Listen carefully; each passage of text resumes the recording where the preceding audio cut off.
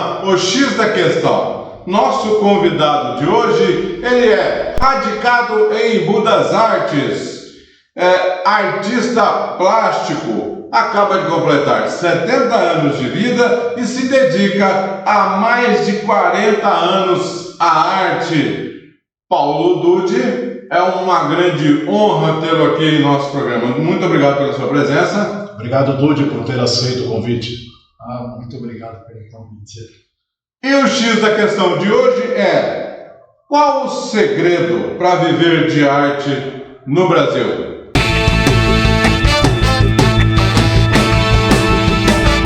Para a pessoa viver de arte no Brasil, a pessoa precisa não só ter o talento artístico, mas precisa gostar muito do que faz.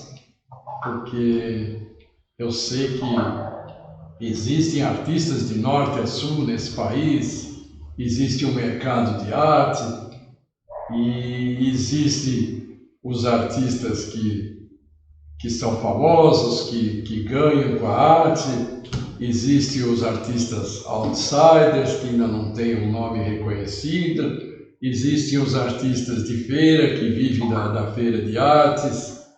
Então, realmente a luta é grande para todos, né? Porque é o país que parece que a cultura, a arte não é prioridade nos dias de hoje, né?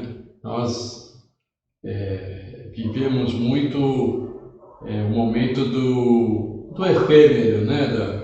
E a arte do artista é uma coisa que ele faz para a posteridade, ele faz um trabalho que ele vai ficar para sempre aí.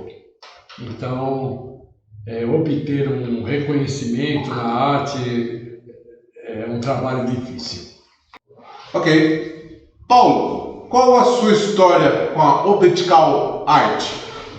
A Optical Art é um trabalho que eu comecei lá no começo, há uns 40 anos atrás, começo da década de 80, né?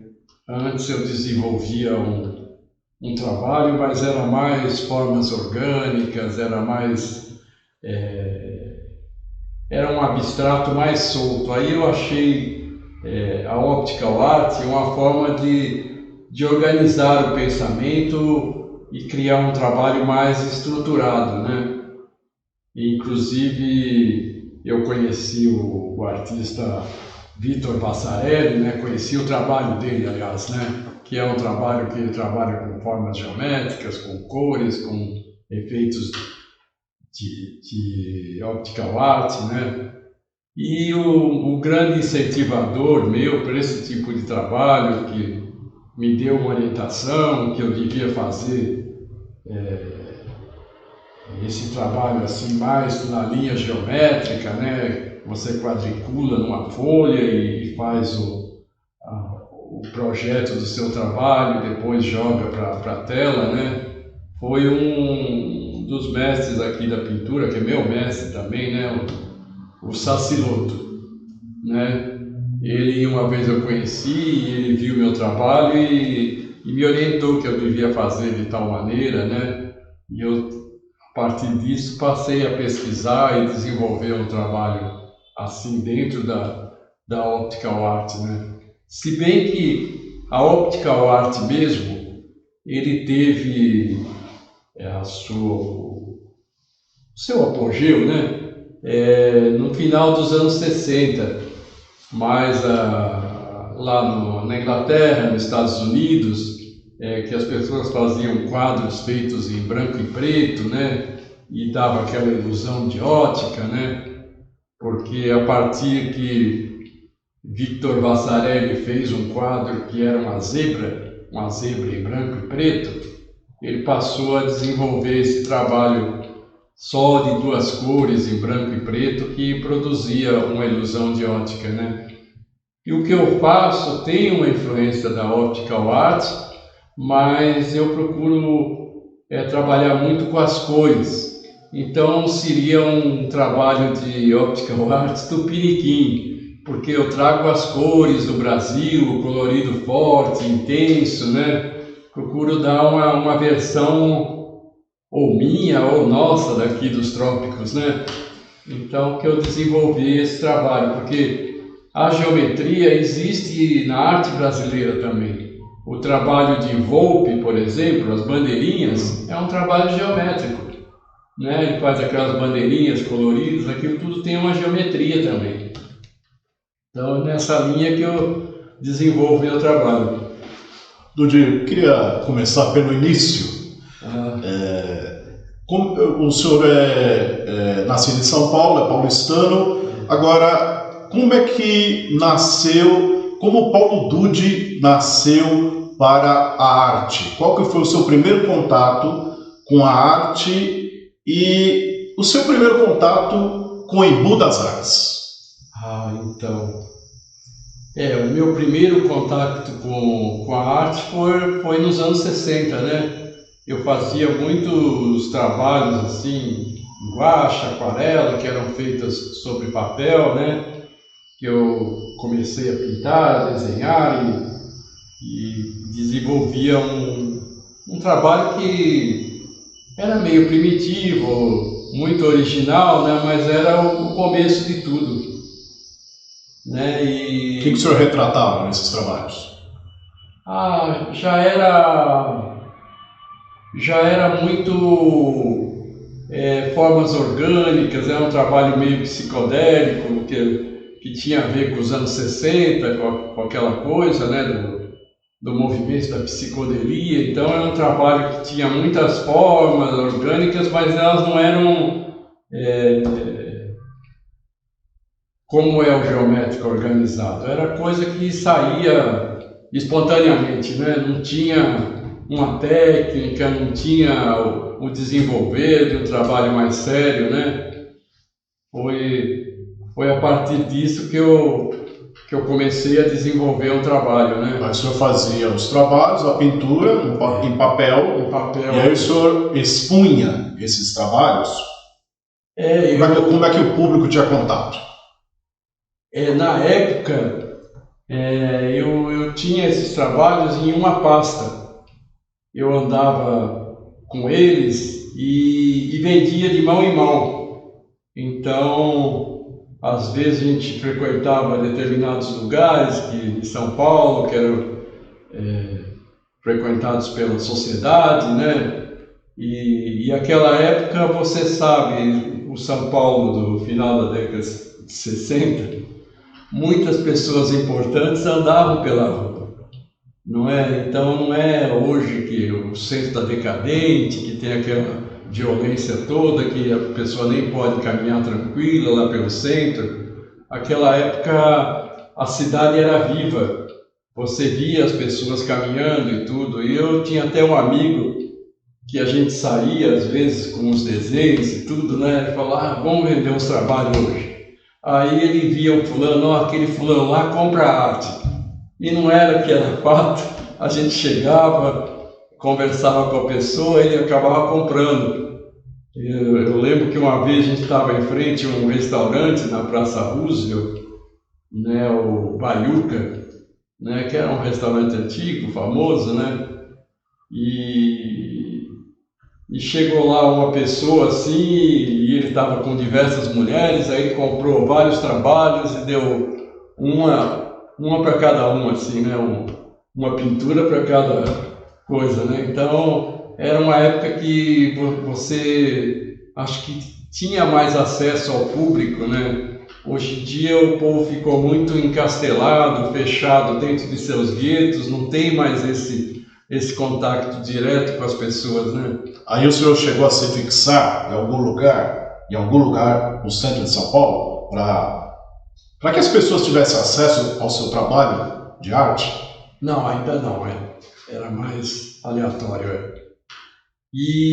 Mas você não chegou a fazer parte da Feira de Artes? Então eu fiz parte da Feira da República. Isso eu tinha 15 anos de idade e ajudava um artesão, o Petros, a expor os seus trabalhos de couro, né? Mas a Feira da República, ela não tinha essa regulamentação que você tem de se inscrever na prefeitura, de ter o seu lugar, de você chegar no domingo e estar lá certo, o seu lugar para expor. Lá quem chegava primeiro expunha, independente do lugar que pegasse na feira. Claro que existia um acordo entre todos, né? Inclusive eu estava falando outro dia que existiam artistas, artesãos, que dormiam no coreto lá, para guardar lugar para o dia seguinte. Então no sábado à noite o povo já ia para lá só para guardar o lugar. Isso era no fim de semana, então? No fim de semana. A pessoa ficava na balada aí no sábado, depois já ia direto para a praça. Era na época, né? Eu lembro que inclusive tinha um artesão, que eu nunca mais vi ele, que ele era daqui do Taboão na época, mas era o Lafon, era um rapaz que tinha um cabelo black power, assim, e eu lembro que uma vez eu vim com ele aqui no Taboão, e o Taboão eram as ruas tudo de terra, tinha só o lago do Taboão e mais nada, né? Naquela década, Naquela década, no final da década de 60. E ele escrevia os textos, né, muito bons, escrevia muito, né? E como aconteceu do senhor deixar a Pauliceia e ir mais para o fundão da metrópole, ir para Embu das Artes, por exemplo, que até então, que naquela época era ainda Embu. Isso. Então, isso aconteceu nos anos 80, né? Eu já havia deixado a Pauliceia no começo dos anos 80, que eu trabalhava num sebo de livros em São Paulo com um amigo, era Espaço Aberto na Rua Arthur de Azevedo, lá em Pinheiros, né? Inclusive, o povo diz aí que inspirou aquele filme Durval Discos, né? E lá nesse sebo eu vendia discos de vinil, né? Isso já naquela época. Mas quando o Art Fraser, né? Esse filme. Isso. Mas um dia venderam uma propriedade os herdeiros venderam e ia ter que demolir a nossa livraria. Hoje em dia tem um espigão, um prédio lá que as histórias de São Paulo, lá de Pinheiros, acontece muito isso, né? Aí eu saí de São Paulo na época, fui morar no sul de Minas, em São Lourenço, lá na Estância Hidromineral, né? Eu tinha uns amigos que moravam lá e me convidaram para ir morar lá. Agora, lá em São Lourenço, que começou essa proposta de exposições e tudo. Porque logo que eu cheguei na cidade, eu e alguns amigos lá, o Vanpré e outros, organizamos uma exposição dos artistas locais lá da região, tipo as exposições que eu faço em Embu, né? Depois de lá de São Lourenço, fiquei uns 2 anos, aí fui morar 2 anos no Rio de Janeiro. Aí no Rio de Janeiro eu participei da feira em Copacabana, a Feira do Calçadão. Hoje em dia não existe mais, mas era uma feira só de artistas, uma feira noturna de arte. Então a feira começava às 5 horas da tarde e ia até 11h30, meia-noite. Aí era uma feira que nem a Feira do Embu, que tinha diversos artistas.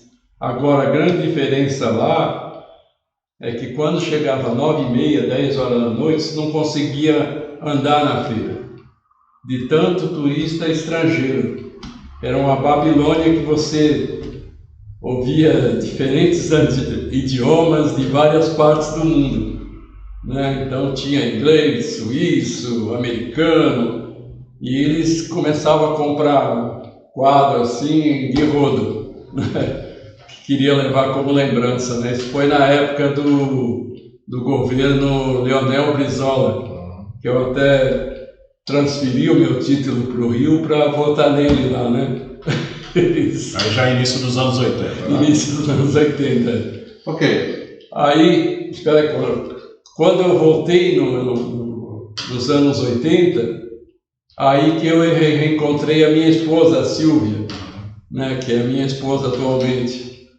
Aí num fim de semana eu convidei ela para passear na feira de Embu. Aí chegando aqui, vendo a feira, vendo os quadros, eu falei para ela, você quer morar aqui? Aí na hora ela topou. Aí no dia seguinte eu já vim procurar uma casa, já alugamos e mudamos aí para Embu das Artes. Mas você encontrou a Silvia onde? Aqui em São Paulo ou lá no Rio? Não, em São Paulo. Tá. Foi. Certo. Muito bem. Para quem não viu, Paulo Dude foi autor de uma exposição na Rede Globo, no programa do Encontro, né, com Fátima Bernardes, né? Patrícia. No entanto, quem estava nesse dia era a Patrícia Poeta. Patrícia. Os quadros do Paulo Dude foram ilustrados durante o programa inteiro.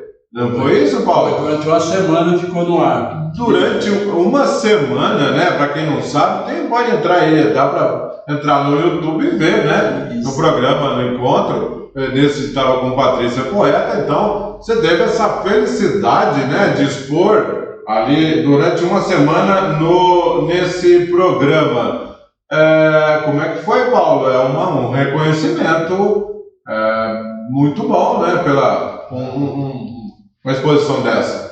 Ah, certo. Então, foi um amigo que me ligou, né? E ele disse que haviam perguntado sobre um artista para expor, né? Durante o programa, né? Que acontecia diariamente na Globo. E me passou o contato de uma moça da produção, né? Aí eu liguei para ela retornou e pediu que eu enviasse para ela a imagem dos meus quadros, um pequeno resumo da minha biografia, e tinham que ser quadros em alta definição, porque iam ser ampliados, expostos lá no programa, né? Foi muito bom a experiência. Um reconhecimento, né, da sua arte para ir para um programa dessa amplitude, foi um reconhecimento, né, Paulo? É verdade. E agora eu quero saber o seguinte, como é que surgiu a ideia de organizar os Loucos por Vinil? Então, essa é uma ideia que me acompanha a vida toda também, né? Porque é uma ideia que faz parte da minha história, né? Eu quando era dos anos 60, eu e uns amigos, nós praticamente éramos loucos por vinil, né? Então, a gente se reunia e tinha um amigo que ele tinha melhores condições, né? Então ele ia no Museu do Disco, na FAI, e comprava aqueles discos importados que acabou de sair fora e tudo, né? E a gente se reunia para ouvir, se reunia só para pôr um disco na vitrola e ouvir, né? Falar, olha o disco que eu arrumei essa semana e tal, né? E a partir daí eu fui me interessando, né? Eu comecei basicamente com aqueles primeiros compactos dos Beatles, né? Dos Rolling Stones na época, né? Que saíram. Até os anos 70, né? Depois eu trabalhei também em produção de show, de música e sempre adquiria um disco ou outro, né? Em São Paulo. Até que começo dos anos 80, esse amigo me chamou para trabalhar na livraria Espaço Aberto, né? Era um amigo que fazia cinema na época, né? O Luiz Gil Fingerman. E ele tinha essa livraria e um outro amigo que era jornalista indicou para mim, falou, fulano tem um sebo lá em Pinheiros, você não quer montar uma sessão de disco? Aí você, além de você ter os seus discos, você também toma conta do sebo lá, toca, né? Aí eu fui lá, deu certo, graças a Deus, passei a ser muito conhecido lá daqui. No bairro de Pinheiros, não era que nem hoje, né, que tem lojas pela cidade toda. Na época fui eu, um americano, Eric, e o Edgar. Era um que ele era alfaiate e começou a trabalhar com disco, que ele trocava o serviço dele por discos, né? Então, praticamente nós três fomos os pioneiros em Pinheiros. Aí passou um tempo que eu colecionava, comprava, trocava, às vezes até vendia disco assim, de forma autônoma, né? Aí, na década de 80, eu vim morar em Embu, né? Eu continuava expondo, fazendo meu trabalho, minhas coisas.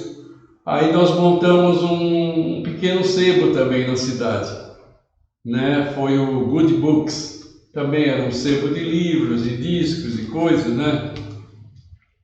Quando foi no começo dos anos 2000, em 2003 mais propriamente,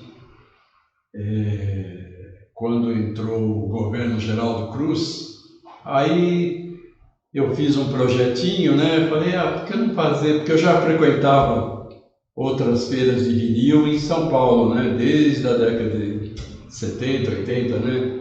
Eu falei, por que não fazer uma feira de vinil aqui em Embu das Artes, né? Como o pessoal faz lá em São Paulo, né? Aí levei lá não tinha nem Secretaria de Cultura naquela época, era um departamento, né? E aí, conversando, nós fizemos o primeiro Loucos por Vinil. Foi na Biblioteca Municipal. Não tinha nem espaço, nada.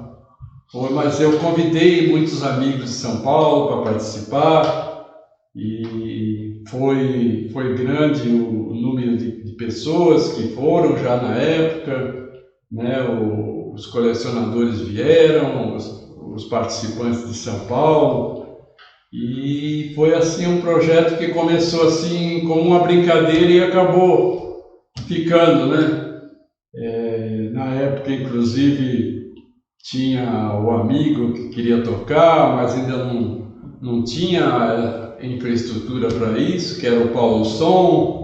Tinha a Maria da Paz também, mas ficou mais a exposição, os DJs tocando. Depois, mais tarde, acho que a partir do terceiro, quarto, que a prefeitura deu apoio mesmo e passou a acontecer o Loucos por Vinil todo ano, né? Dudi, você chegou então a Embu nos anos 80, né? Isso. Na segunda metade dos anos Em 80. 86, mais propriamente. Quando você chegou em Embu, como é que era Embu?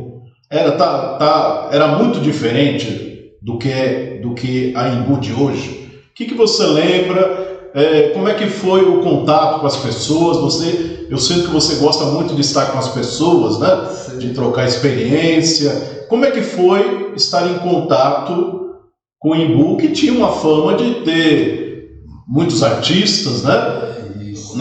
E com aquela questão do jeito hippie de viver, né? Você também foi hippie lá em São Paulo, né? Como é que foi o seu primeiro contato com os moradores, principalmente com os artistas de Embu?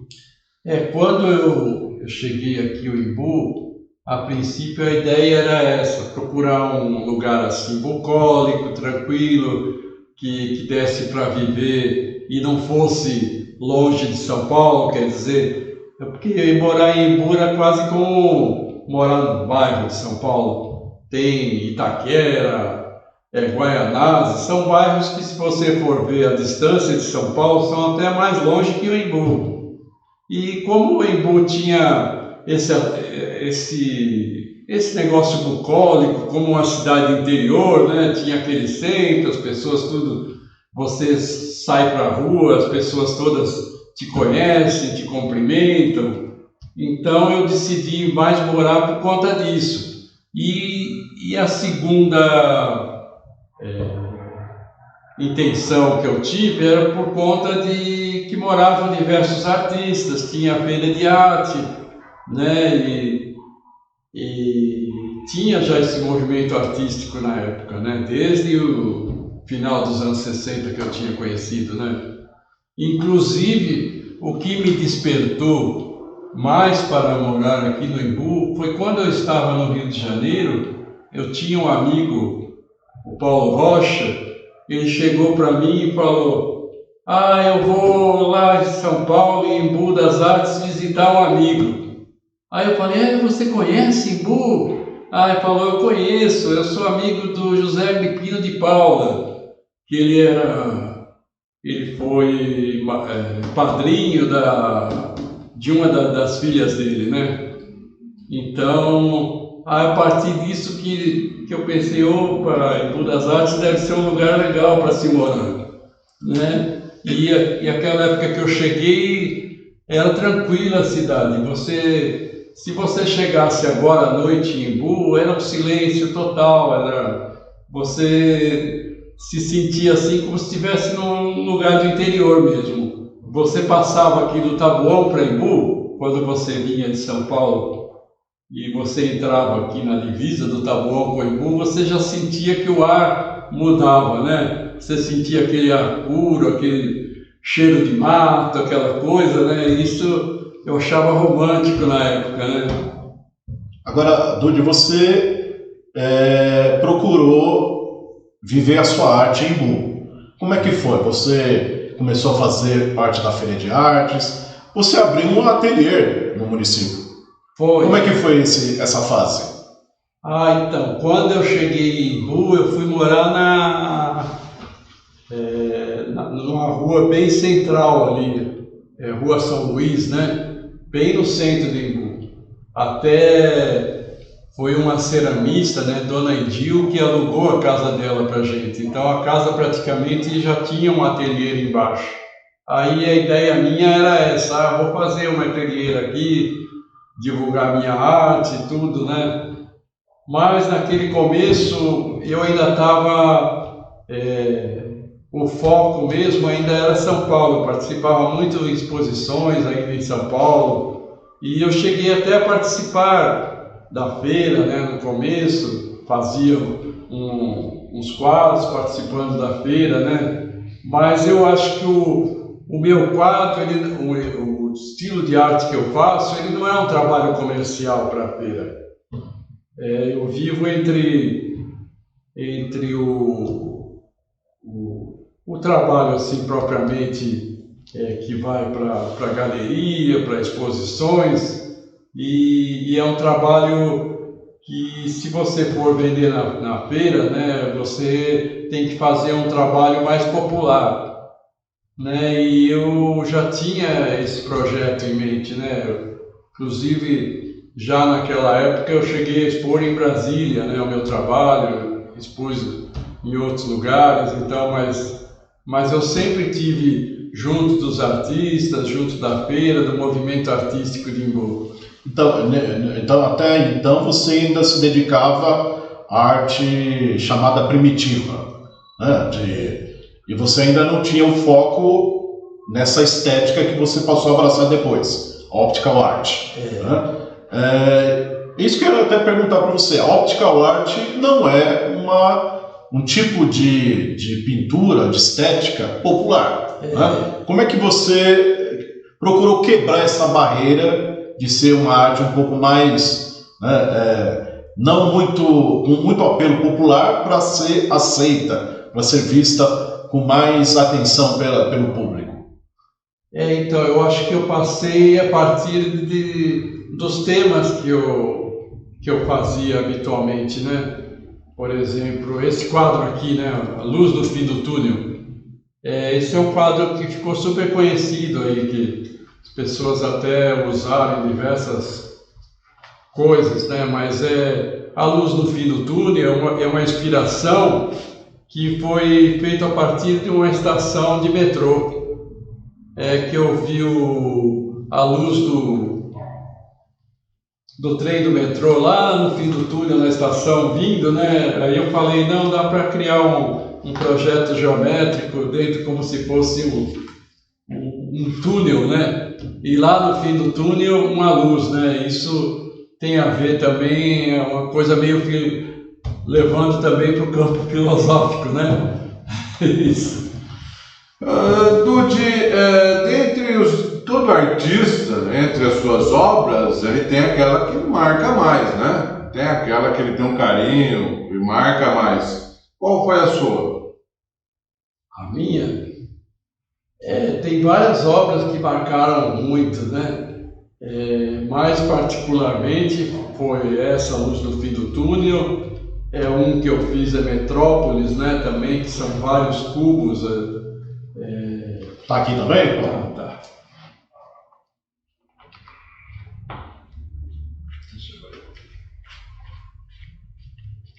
Lembrando a você que nós ganhamos aqui um livro sensacional, Metrópolis. muito bonito.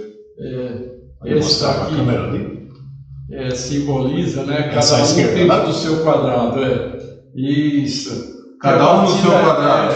Isso foi inspirado no cubo mágico e eu transportei para uma tela grande diversos cubos, né? Sobrepostos um sobre o outro, que mostram o modus vivendi contemporâneo, né? Como se eu estivesse vendo aqui essa paisagem de prédios aqui, né? Muito, muito bacana. E depois de 40 anos, Dude, dedicado às artes, tá faltando alguma coisa para você lançar, algum projeto que você ainda não fez? A gente sempre tem projetos que a gente não fez, né? Eu sinto muito aqui, quando eu trabalhei na Secretaria de Cultura, nós retomamos a história dos salões de arte, né? Que em Budas Artes tem os salões de arte desde 1964. Então nós tínhamos uma tradição de fazer os salões de arte desde o começo mesmo, na época que começou a Bienal e começou tudo, né? Mas vai governo, vem governo e esses projetos param, né? Ficam lá, depende de quem for dar apoio, incentivar, né? E na época do governo anterior nós fizemos o 27º, 28º Salão de Artes, que é um salão de nível nacional, que inclusive isso dá uma visibilidade, porque sai o município que está realizando o salão, o país todo, né? Vem artistas da Bahia, de Pernambuco, de Minas Gerais, do Rio de Janeiro, de tudo quanto é lugar, participar no salão da sua cidade, né? E isso foi um projeto que parou, né? Eu senti uma certa frustração a gente não ter continuado esse projeto, né? E eu acho que nós deveríamos ter a continuidade dos salões de arte, né? Mesmo pensando no dia de amanhã, né? Agora esses salões são diversas manifestações artísticas? São diversas, variadas? Isso são... Tem escultura, tem tem pintura. escultura, pintura, tem videoarte, tem toda a forma de arte que a gente põe nos segmentos artísticos, né? E, inclusive, agora, você vê, nós temos aí o negócio do Cone Sud, né? Nós poderíamos reunir os municípios aí e fazer um projeto desse. Reunir todos os artistas, né, da região. E cada um apresentar o seu talento, a sua manifestação. Né, nem que fosse um salão regional, por exemplo. Aí né? E aí ver um patrocínio, dar um primeiro prêmio, um segundo, é uma forma de valorizar a arte, valorizar os artistas, né? E fica a dica aí para os prefeitos da região que compõem o consórcio intermunicipal, né? Fica aí a dica do Paulo Dude para os prefeitos da região. Agora, Dude, você tem alguma obra que reverencia em Budas Artes? Você fez alguma coisa pensando propriamente para exaltar, homenagear em Budas Artes? Eu faço essa pergunta porque eu me lembro de uma passagem, que aliás é muito citada por você, do Caetano Veloso, numa música, em que ele faz uma referência em Budas Artes. Não é isso? Queria até que você contasse esse trecho de uma canção do Caetano Veloso. E aí, a minha pergunta, se você fez alguma obra, pensou alguma coisa em homenagem especificamente ao município que o acolheu, o Embu das Artes. Bom, em primeiro lugar, essa música do Caetano que ele faz uma alusão ao Embu das Artes é um trecho da música samba, né? Inclusive, numa alusão ao artista que morreu aqui em Embu, José Agripino de Paula, né? Ele diz: Panaméricas utópicas de Áfricas, o novo quilombo do Zumbi. Então, Panamérica é o livro do Agripino, que é o primeiro livro que ele escreveu, se chama Panamérica. Utópicas, a utopia, o sonho hippie, esse negócio que o Embu tem. E Panaméricas utópicas de Áfricas, o novo quilombo do Zumbi. Quando ele cita o novo quilombo do Zumbi, era esse movimento de arte existente, de arte negra dentro do Embu, que era Solano Trindade, Raquel Trindade, os artistas negros, Assis, né, que o Embu era uma espécie de um quilombo de resistência artística. Então, nessas pequenas frases ele diz tudo isso, e sem falar em Embu das Artes, ele cita o Embu. Não é? Legal, né? E aí você tem alguma obra específica relacionada a Embu? Ou você ainda está por fazer? Não, acho que tem até alguma aqui específica. Isso. Essa passagem do Caetano Veloso é muito bonita, né? Sobre Sampa, que é uma música muito simbólica sobre a magnitude de São Paulo. E aí Embu, né, fazendo parte, né? O Embu faz parte, porque queiram ou não, aqui foi um berço dos movimentos artísticos, né, também. Se bem que a gente muitas vezes não tinha aquela aceitação lá na elite metropolitana de São Paulo, né? Eles viam o Embu não como uma periferia, eu diria que o Embu é além da periferia, né? O Embu existia um movimento artístico, tudo, mas eles torciam um pouco o nariz lá em São Paulo, porque o Embu era um movimento outsider, era meio fora da cidade, né? Hoje em dia está sendo valorizado essa questão dos artistas outsiders, né? No entanto, que estão valorizando a arte negra, a arte indígena, né?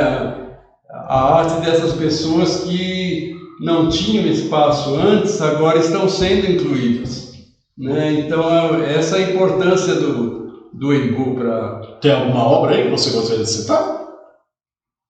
Então, a obra mais ou menos que tem uma inspiração, que tem a ver com movimentos, é uma mandala, que essa tem... Imagina sim.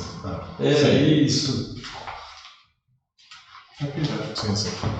Essa que isso tem o colorido da mandala, da coisa hippie, dessas coisas, né? Isso foi uma inspiração que eu fiz aqui em Embu. Isso. Agora você falou sobre essa questão de que a arte e também a questão racial, a questão do negro, do indígena, está sendo valorizada. Você diria que hoje, quem está de fora valoriza mais as características, a vocação de Embu, mais do que quem está dentro? E aí, a própria população, às vezes as próprias autoridades, você acha que quem está fora está valorizando mais Embu hoje do que antigamente? Eu acho que o Embu hoje em dia está mais incluído está tendo muito mais visibilidade do que antes, né? Antes o Embu pode ser que ele tivesse um movimento artístico mais forte. Eu acredito que muitos grandes artistas que moraram, que hoje não estão mais aí, né? Assis, Raquel, esse povo todo, né? Já estão até em outro plano, né? Já estão até outro plano.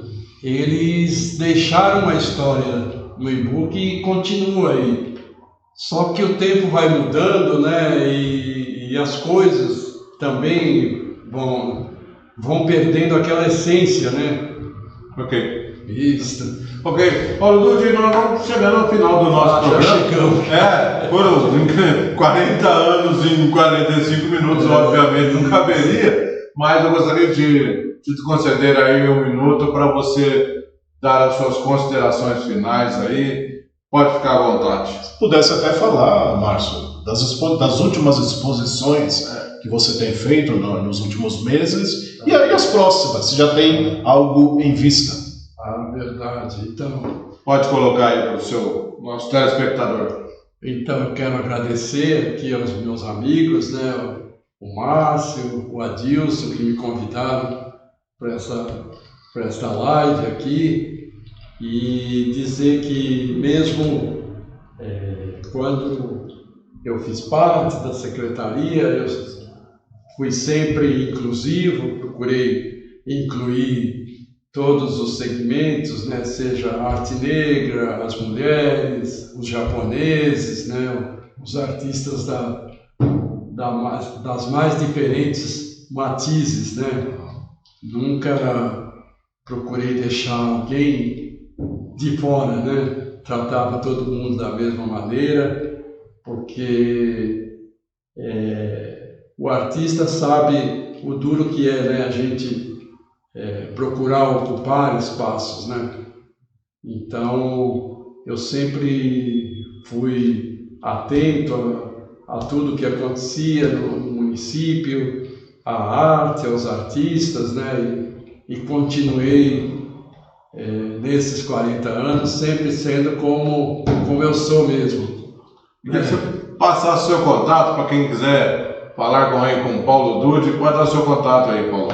Então, o meu contato, o meu telefone é 11 973 40 3494, ou também fixo 4704 4604, e eu continuo expondo aí e eu mesmo que seja em outras cidades, e vou já adiantar uma grande exposição que vai acontecer em fevereiro.